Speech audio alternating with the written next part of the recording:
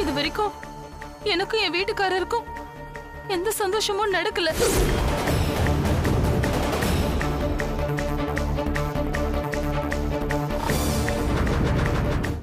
நீ சொல்லிட்டல, நான் கேட்காம இருப்பனா?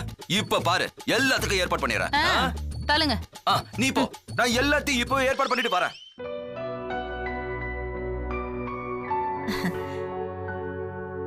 என்ன லட்சுமி, சத்தம் போட்டேன் கோவமா? அதெல்லாம் ஒண்ணும் இல்ல அத்தை. அத்தை, நீங்க திட்டும் போது தேன்மொழி அக்கா மூஞ்ச பாக்கணுமே, செம்மையா இருந்துச்சு. சந்தோஷப்படட்டும். அக்கா வரல.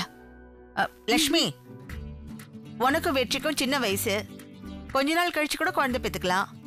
ஆனா தேன்மொழிக்கும் தங்கவேலுக்கும் வயசாகிட்டே போகுது. குறிப்பிட்ட வயசுக்கு மேல போனா குழந்தை பிறக்குமா என்ன? அதனாலதான் அவங்க 2 பேரையும் ஹாஸ்பிட்டலுக்கு கூட்டிட்டு போனேன். அப்பதான் தெரிஞ்சது தேன்மொழிக்கு தங்கவேலு மேல விருப்பமே இல்லைன்னு. 2 பேரும் சந்தோஷமாவே இல்லையா. நான் இனிமே தேன்மொழி கிட்ட பேசுறதா இல்ல. அதனால தங்கவேலு கிட்ட சொல்லி தேன்மொழியா அவங்க வீட்டுல கொண்டு போய் விட்டுறதா முடிவு பண்ணிருக்கேன். ஐயோ, என்ன இந்த வீட்டை விட்டு அனுப்பிட்டு என் மாமாவுக்கு வேற கல்யாணம் பண்ணி வைக்க பாக்குறீங்களா? ஐயோ, ஏன் அத்தை அக்கா எதுக்கு வீட்டை விட்டு போக சொல்றீங்க? அட, உனக்கு ஒண்ணுமே புரியலையா? ஒரு 3-4 மாசம் அவங்க வீட்டுல இருந்தாதான் அவளுக்கு புத்தி வரும். அத்தை, எத்தனை நாளைக்கு தான் அவங்க வீட்லயே இருக்க முடியும்? அவ பிடிவாதக்காரி. நாமளா கூப்பிடாம அவ வரமாட்டா. அப்படியா? அதுக்குள்ள நம்ம தங்கவேலுக்கு இன்னொரு கல்யாணம் பேசி முடிச்சிடலாம். அத்தை, பொண்டாட்டிக்கு புருஷனை பிடிக்கலன்னா வேற கல்யாணம் பண்ணி வச்சிட வேண்டியதானே? அத்தை, பெரிய மாமா ஒத்துப்பாரா? அவன் என்ன ஒத்துக்கிறது?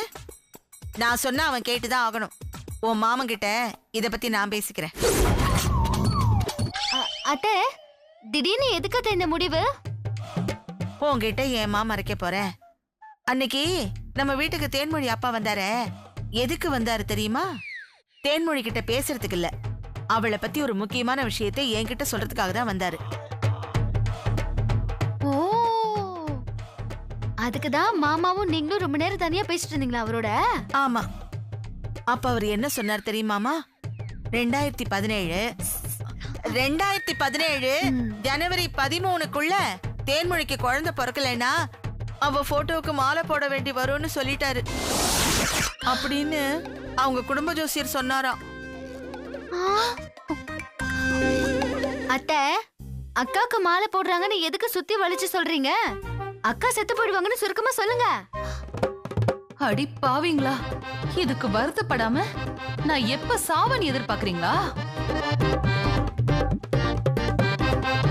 தேன்மொழி அப்பா என்ன சொன்னார் தெரியுமா? இத நான் என் பொண்ணுகிட்ட சொன்னா குழந்தை பிறக்கிறதுக்காக நான் போய் சொல்றேன்னு என் பேச்ச கேட்க மாட்டான்னு சொல்லி வருத்தப்பட்டாருமா. அத்தை, பெத்த அப்பாவோட பேச்ச கேட்காதவங்க உங்க பேச்ச எப்படி அத்தை கேட்பாங்க? என்னம்மா பண்றது, என் மனசு கேட்க மாட்டேங்குது. அதனாலதான் அவளை டாக்டர் கிட்ட செக்கப் கழிச்சிட்டு போனேன். தேன்மொழி மாற மாட்டாமா. அவ சாவி கொத்து மேலேயே குறியா இருக்கா. ஓ மாமா எப்படியும் உன்கிட்ட இருந்து சாவி கொத்த வாங்கி அவகிட்ட கொடுக்க மாட்டாரு. அதனால அவளை இப்பவே அவங்க அம்மா வீட்டுக்கு அமிச்சிடலான்னு நான் முடிவு பண்ணிட்டேன். இல்லன்னா தேன்மொழி இங்கே செத்து போயிடுவா. எதுக்கு நம்ம வீட்டுல சாகணும்? அத்தை, எனக்கு ஒரு டவுட் அத்தை. சரி, தேன்மொழி அக்கா செத்து போயிட்டாங்கன்னா சின்ன போட்டோ வச்சு மாலை போடலாமா இல்ல பெரிய போட்டோ வச்சு மாலை போடலாமா? இல்ல ஏன் கேக்குறேன்னா, அதுக்கேத்த மாதிரி இப்பவே போட்டோ எடுத்து வச்சிடலாம்ல, அதான். பாவீங்களா, நான் சாவறத தடுக்க பார்க்காம என் போட்டோவுக்கு மாலை போடுறத பத்தியா பேசிட்டு இருக்கீங்க? எல்லாத்துக்கும் காரணம் அந்த ஆள் தான். அவனை வச்சுக்கிறேன். என்னத்தை யோசிக்கிறீங்க? இல்லம்மா, என்ன இருந்தாலும் தேன்மொழி என் மருமக. அவ சாக கூடாதுன்னு நான் நினைக்கிறேன். ஆனா விதி, அவ குழந்தை பெத்துக்க மாட்டேன்னா ஜோசியர் சொன்ன மாதிரி அவ போய் சேரட்டும். அத்தை, நீங்க முடிவெடுத்த மாதிரி அக்காவை அவங்க வீட்டுக்கு அனுப்பிடுங்க அத்தை. ஆமா அத்தை, ஏன்னா இங்க செத்தா நமக்கு தானே அத்தை செலவு. எதுக்கு நமக்கு தேவையில்லாத பிரச்சனை? அத்தை, அக்காவை அவங்க வீட்டுக்கு அனுப்புறதுக்கு முன்னாடி அக்காவோட பேர்ல 1 கோடி ரூபாய்க்கு இன்சூரன்ஸ் போட்டுடலாம். 1 கோடி ரூபாய் அத்தை. ஏன்னா அவங்க செத்த உடனே அந்த பணம் வந்துரும். நம்ம அப்படியே அந்த பணத்தை வச்சு ஜாலியா இருக்கலாம் அத்தை. அது தப்புமா. அதுல வர்ற பணத்தை வச்சு அவ போட்டோவுக்கு பெரிய மாலை வாங்கி போடணும். தேன்மொழிக்கு இரங்கல் அறிவிப்புன்னு எல்லா பேப்பர்லயும் விளம்பரம் கொடுக்கணும். அப்புறம் அவ நினைவு நாள் வரும்போது ஊரையே கூப்பிட்டு கறி விருந்து போடணும். கரெக்டா அத்தை, சூப்பர் அத்தை. அதுவும் இல்லாம நம்ம கயிறு ஃபேக்டரி, செங்கல் சோலை இது எல்லாத்துலயும் அக்காவோட போட்டோவை பெருசா பண்ணி மாலை எல்லாம் போட்டணும் அத்தை. அப்பதான் அத்தை அக்காவோட மனசு சாந்தி அடையும். சாந்தி அடையும், கண்டிப்பா சாந்தி அடைஞ்சிரும். நான் இவ்ளோ சீக்கிரம் சாவன்னு நான் நினைக்கிறீங்க? நான் சாக மாட்டேன். உங்க திட்டம் பலிக்காது. பாக்குறேன், நான் பாக்குறேன்.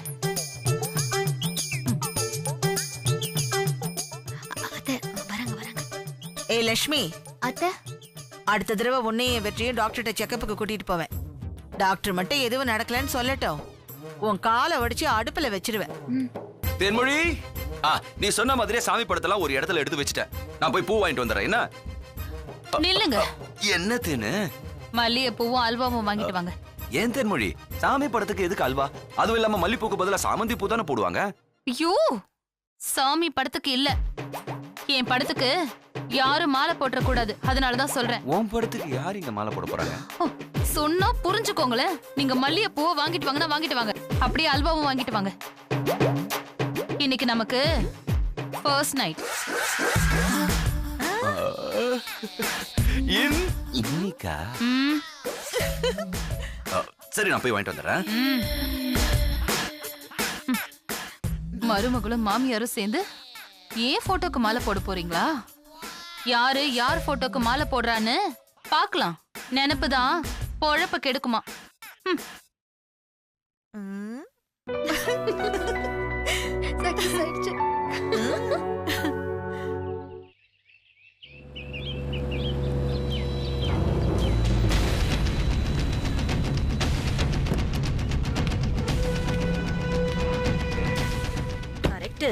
இன்னும் கொஞ்ச நாள் நான் எவ்வளவு நாள் தாங்க வெயிட் பண்றது? தயவு செஞ்சு இப்போவாது முழுசா சொல்லுங்க. உங்களால அவரை ஜாமீன்ல கூட எடுக்க முடியல. என்னங்க வக்கீல் நீங்க?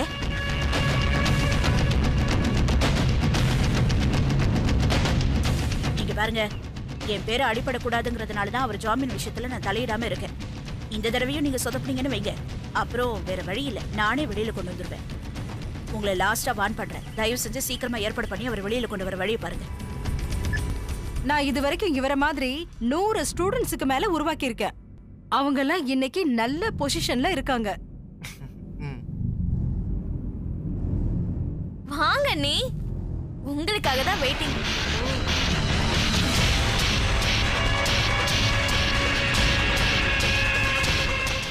அண்ணி, இவங்க தான் உங்க தம்பிக்கு பாடம் சொல்லி கொடுக்க வந்திருக்கிற டீச்சர். பேரு பரிமலா. உட்காருங்க உட்காருங்க. பரவாயில்ல இந்து, சொன்ன மாதிரியே டீச்சரை கரெக்டா வர வச்சுட்ட. நல்ல விஷயத்தை ஆரம்பிக்க நாளை ஏன் தள்ளி போடணும்? அதான் உடனே வர வச்சுட்டேன். சரி சரி தம்பி, டீச்சர் நல்லா சொல்லி கொடுக்குறாங்களா? உனக்கு எல்லாம் புரியுதாடா? உங்க தம்பி உங்ககிட்ட ஆசீர்வாதம் வாங்கிட்டு தான் படிக்க ஆரம்பிப்பேன்னு உட்கார்ந்துருக்காரு. அக்கா கிட்ட ஆசீர்வாதம் வாங்கிக்கோங்க. இவங்க ஆசீர்வாதம் பண்ணதா எல்லாமே நல்லபடியா நடக்கும். அக்கா, நான் நல்லா படிச்சு அறிவாளியா ஆகணும்னு என்ன வாழ்த்துக்கா.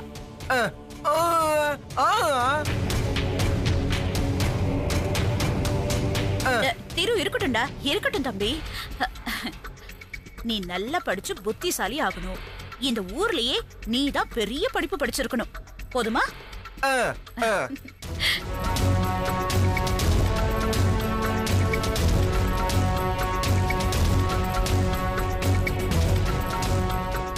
என் மருமக ரொம்ப புத்திசாலி. கோடீஸ்வரி வாயாலேயே தெருவை படிக்க சொல்லி ஆசீர்வாதம் வாங்கிட்டா. இதுக்கு தான் நான் இத்தனை வருஷமா காத்துட்டு இருந்தேன். சரி டீச்சர், நீங்க இங்க இருந்தா டிஸ்டர்பன்ஸா இருக்கும். நீங்க தம்பியை கூட்டிட்டு போய் அங்க உட்கார்ந்து பாடத்த ஆரம்பிங்க. நான் இன்னைக்கு பாடத்தை ஆரம்பிக்கிறேன். நான் சொல்லி கொடுத்த மாதிரியே இவர் படிக்கட்டும். அப்படியே மதியம் டிவில மாற்றுத்திறனாளிகளுக்கான நியூஸ் வரும், அத டெய்லி பார்க்க சொல்லுங்க. சரிங்க. திரு வாங்க. போடா. என் புள்ள படிக்கிற அழக நானும் பாக்குறேன்.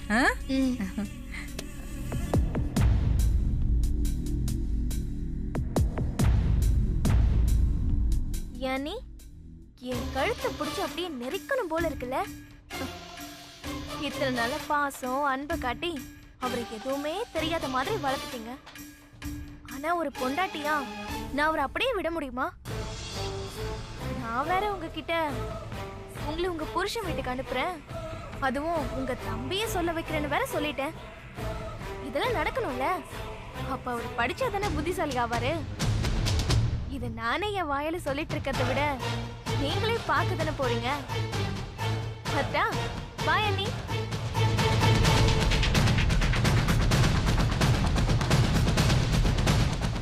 உங்களை உங்க புருஷன் வீட்டுக்கு அனுப்புறேன், அதுவும் உங்க தம்பியே சொல்ல வைக்கிறேன்னு வேற சொல்லிட்டேன்.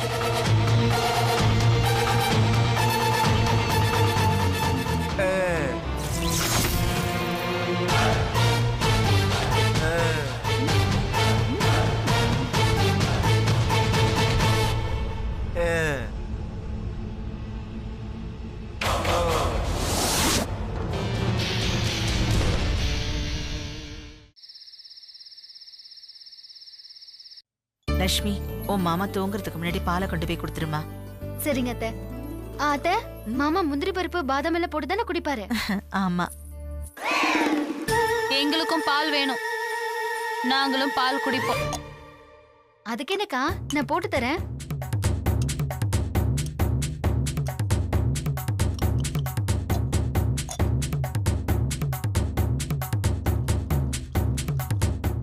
இந்தாங்க. எங்க வீட்லயும் முந்திரி பருப்பும் பாதாம் பருப்பும் போட்டுதான் பால் குடிப்போம்.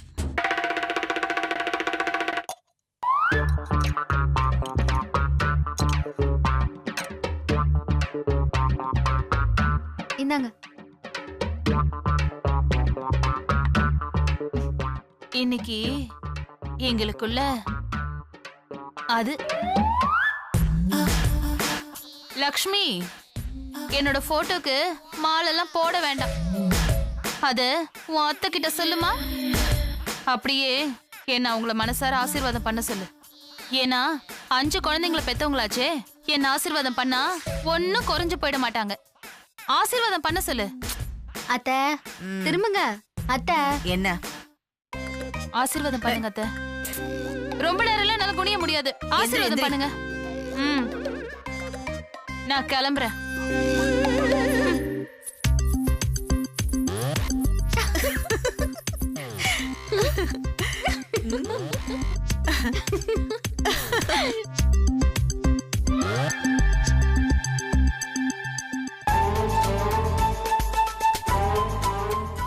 தங்கவேலு, இப்ப பார்த்தா கூட நீ புது மாப்பிள்ள மாதிரி தான்டா இருக்க.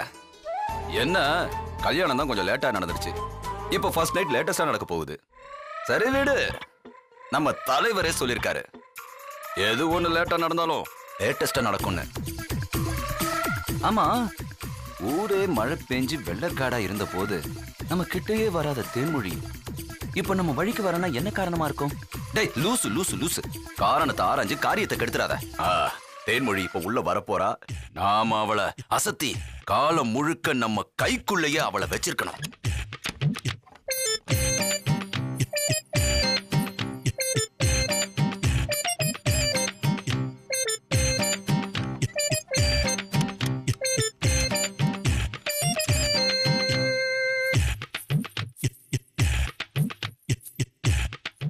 என்னங்க, ஃபர்ஸ்ட் நைட்ல ஷர்ட்டும் கண்ணாடியும் போட்டுக்கிற முதல் ஆம்பளை நீங்க தான். முதல்ல எல்லாத்தையும் கழட்டி போடுங்க. நீ சொல்லிட்டல, இதோ கழட்டுறேன் தேனு, இதோ கழட்டுறேன்.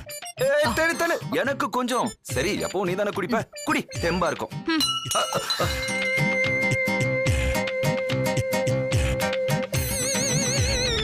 நான் இனிமே தேன்மொழி கிட்ட பேசுறதா இல்ல. அதனால தங்கவேலு கிட்ட சொல்லி தேன்மொழியை அவங்க வீட்டுல கொண்டு போய் விட்டுறதா முடிவு பண்ணிருக்கேன். அன்னைக்கு நம்ம வீட்டுக்கு தேன்மொழி அப்பா வந்தாரே, எதுக்கு வந்தாரு தெரியுமா?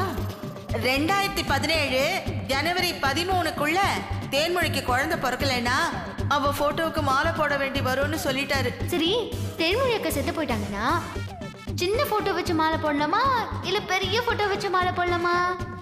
இல்ல ஏன் கேக்குறேன்னா அதுக்கேத்த மாதிரி இப்பவே போட்டோ எடுத்து வச்சிடலாம்ல, அதான். என் போட்டோவுக்கு மாமியாரும் மருமகளும் சேர்ந்து மாலையா போட போறாங்க. இந்த மாசமே நான் தாயாகி காட்டுல என் பேரு தேன்மொழியில. லைட் ஆஃப் பண்ணுங்க. தேன்மொழி லைட் ஆஃப் பண்றது இருக்கட்டும், முதல்ல கால்ல விழணும். விழுங்க. நான் இல்ல தேன்மொழி, புருஷன் கால்ல பொண்டாட்டி தான் வேணும். ஃபர்ஸ்ட் நைட் நடக்கணுமா வேண்டாமா? ஃபர்ஸ்ட் நைட் நடக்கணும், கால்ல விழறதெல்லாம் வேண்டாம். வா.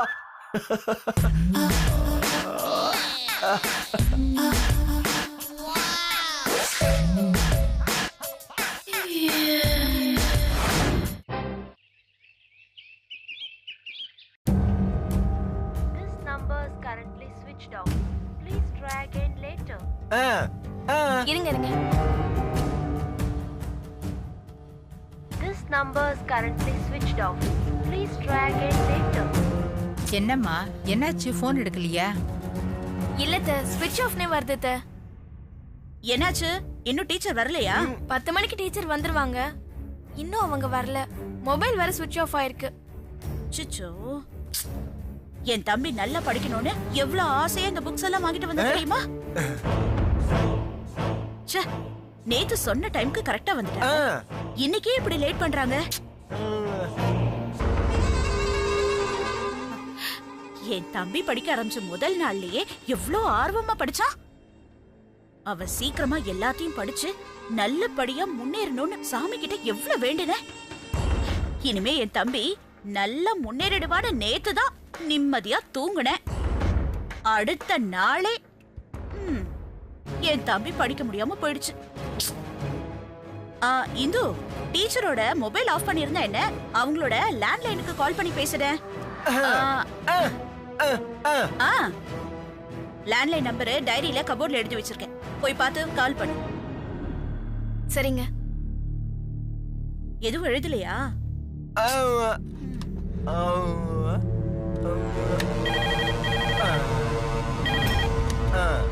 ஹலோ. ஆமா, நீங்க?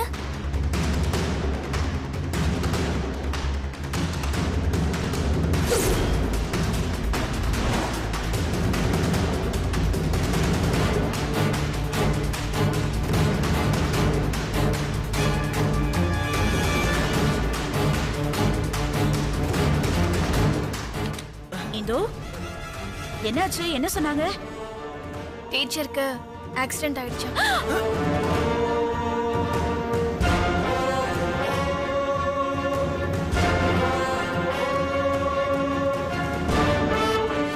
இனிமே அவங்க எப்ப வருவாங்கன்னு தெரியல. இவருக்கு சொல்லிக் கொடுக்கிற மாதிரி டீச்சர்ஸ் கோயம்புத்தூர்ல தான் இருப்பாங்க. அவ்வளவு பெரிய ஊர்ல எப்படி தேடுறதுன்னு தெரியல. அதுக்கு என்ன பண்றது? எப்படியாவது தேடித்தான் ஆகணும். என் தம்பி இப்பதான் படிக்கணும்னு ஆசைப்பட்டான். அது ஆரம்பத்திலே நின்னுடுச்சுன்னா எப்படி? விடக்கூடாது. அடுத்த டீச்சரை சீக்கிரமாவே கண்டுபிடிச்சிடணும்.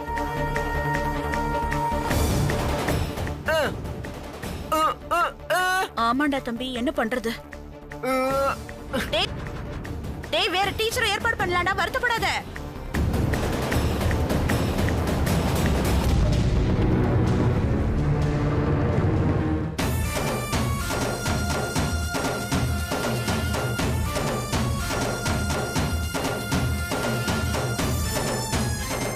நான் பாட்டுக்கு சிவனேன்னு இருந்தேன்.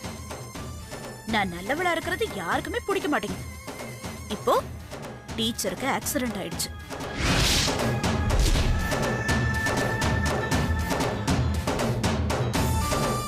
சரி, அவங்க இன்னும் சாகலையா? பரவாயில்ல, ஆயுசு கெட்டிதான். அதான் பழச்சிக்கிட்டா. என்னமோ போ, உனக்கும் எனக்கு தானே பிரச்சனை. இப்ப பாரு, இதனால தேவையில்லாம அந்த டீச்சரை போய் ஆக்சிடென்ட் பண்ணி. நானும் மத்தவங்களை எதுவும் செய்யக்கூடாது, பொறுமையா இருக்கணும்னு தான் நினைக்கிறேன். ஆனா எங்க விடுறீங்க? எதையாச்சும் ஒன்ன பண்ணி தேவையில்லாம என் கோவத்துக்கு வேலை வச்சிடுறீங்க.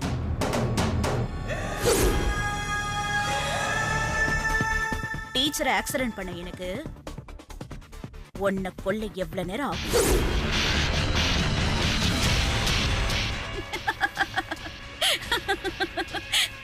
பயப்படாத. நான் அந்த அளவுக்கு போகாம நீ தான் பாத்துக்கணும். எல்லாத்துக்கும் ஒரு லிமிட் இருக்கு. இந்தோ லிமிட்டை தாண்டுன அப்புறம் என் கையில எதுவுமே இல்லை.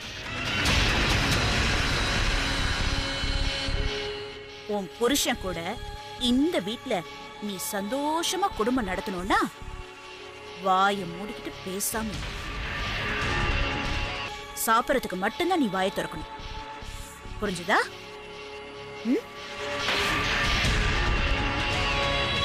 அம்மாவை பார்க்காத, அவங்களுக்கு எல்லாமே தெரியும் என்ன பத்தி. சொல்லி வைமா.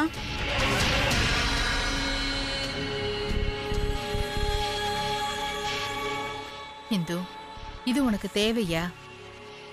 அவ ஒரு மாதிரி டைப்னு சொன்னா நீ கேக்குறியா? எனக்கு ரொம்ப பயமா இருக்கு.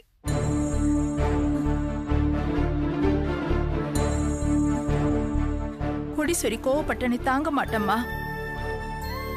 கொஞ்ச நாள் அவ பேச்சை கேட்டு அமைதியா இருமா.